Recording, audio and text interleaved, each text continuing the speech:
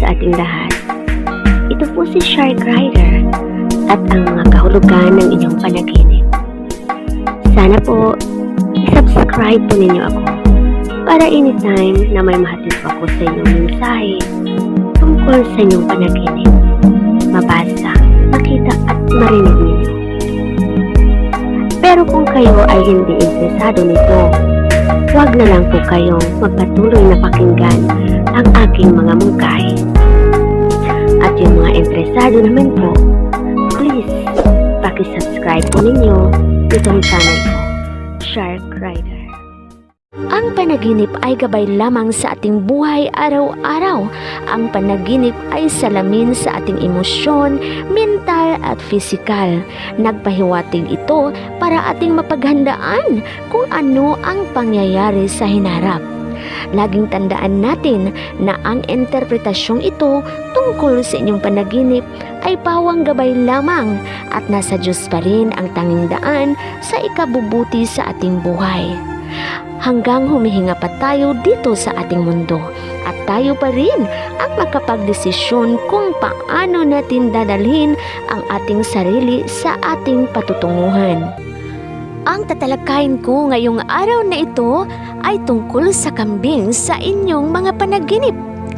At mamaya, aabangan po natin ang ating mga panaginip senders na sina Kristen Lori, Nikita Martinez at Vince Siga. Shout out ko si Ma'am Bless Nabaha at Ashley Punduk. Sana po ay pagpalain po tayo ng ating Panginoong Diyos na nagbibigay buhay sa atin. Bago ko po tatalakayin ang tungkol sa kambing sa inyong mga panaginip, paalala ko po sa inyo, pag hindi po kayo mahilig sa mga ganitong content o sa ganitong pagtatalakay, pwede po kayong mag-skip sa video na ito. At paalala ko din, tanging ang ating Panginoon lamang ang nakakaalam sa mga pangyayari dito sa ating mundo. Ang tatalakayin ko ay tanging gabay lamang ito para ating mapaghandaan ang mga negatibong parating at ang tanging panlaban natin ang ating taimtim na pagdarasal sa ating buong may kapal. At ngayon, tatalakayin ko na ang kambing sa inyong mga panaginip.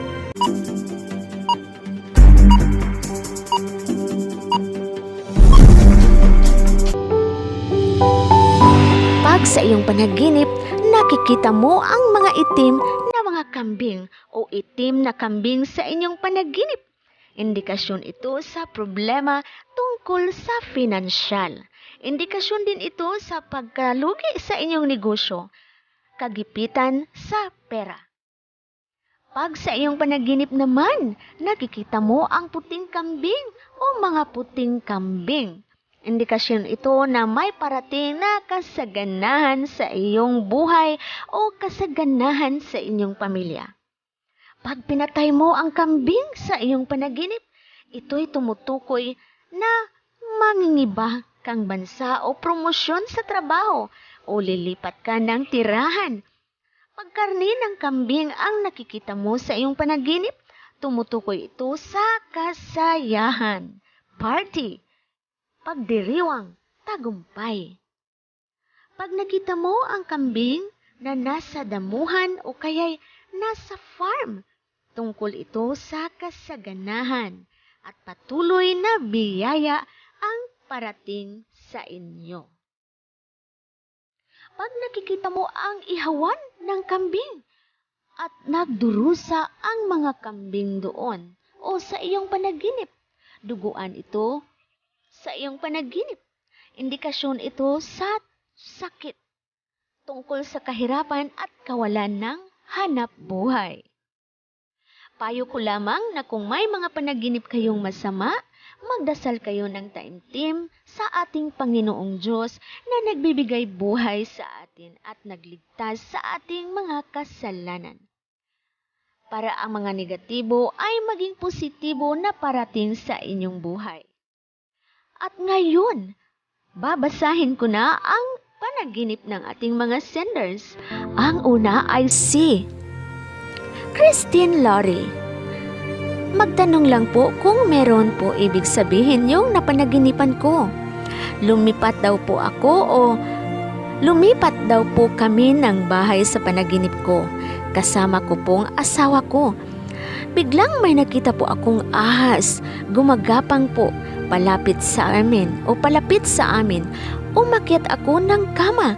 Pinaakyat ko na din ang aking asawa, ngunit natuklaw siya at ilang beses pa natuklaw. Pinaghahampas ko daw po ng damit yung ahas, pero di po nagpapigil. Nakikita daw po ako ng hanger. Hinampas ko po ng hanger, tumingin siya sa akin at hinahabol ako. Lalabas po sana ako ng bahay para makahingi ng tulong. Ngunit malapit na po ako sa pintuan at ako naman po ang tinuklaw. Naramdaman ko po ang hapdi sa paa ko at bigla akong nagising. Salamat po. Magandang araw sa iyo, Christine Lori. Hindi mabuti ang nababasa ko tungkol sa iyong panaginip. Andyan pa naman din sa inyong bahay na inuupahan ang ahas at natuklaw kayong dalawa ng asawa mo. Nakikita ko ang kulay ng ahas na ipinadala mo sa akin na picture. Talagang makamandag ang ahas na yon. Unang-una, mag-ingat kayo sa sakit. Pangalawa, magmatsyag kayo sa paligid nyo. Kung sino ang pursigidong aahas sa inyo o kaya'y aahasin kayo. Mag-ingat sa bagay na mawawala sa inyo o bagay na gustong angkinin sa iba. Jealousy ang nakikita ko dito. Inggit ang nababasa ko at gulo. Magulo at nasasaktan ang inyong mga damdamin. Kayong dalawa pa naman ang tinutuklaw. Ipagdasal, Christine, na ang mga negatibo ay maging positibo ito para masaya ang buong pamilya. Magandang araw sa iyo, Christine Lori. At kay Nikita Martinez, Madam, maitanong ko lang po na naginip po kasi ako ng daga. Yung daga po ay malaki at nagsasalita. Gusto niyang bumaba sa kesame. Hinamon niya ako ng away pero hindi ko siya nakita at nakikipagtuos ako. Ano po kaya ang ibig sabihin nun? Magandang araw sa iyo, Nikita Martinez. Ang indikasyon sa iyong panaginip ay tumutukoy ito sa mga taong nagchichikahan. At magagalit ka dahil may maririnig kang mga sabi-sabi na ikagagalit mo.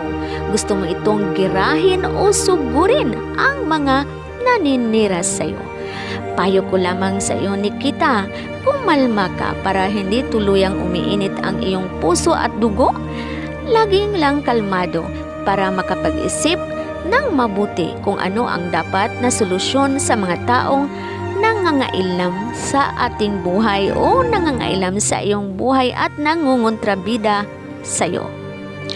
Yandang Nikita Martinez ang tungkol sa iyong panaginip.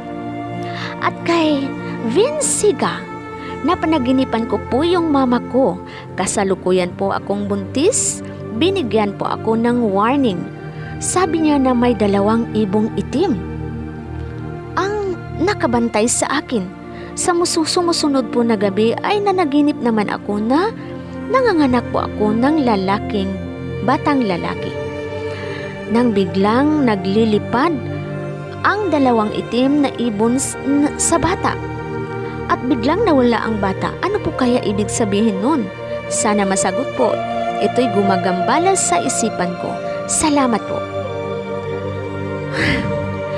Vincica, mabuti nakita at nababasa ko kaagad ang panaginip mong ito.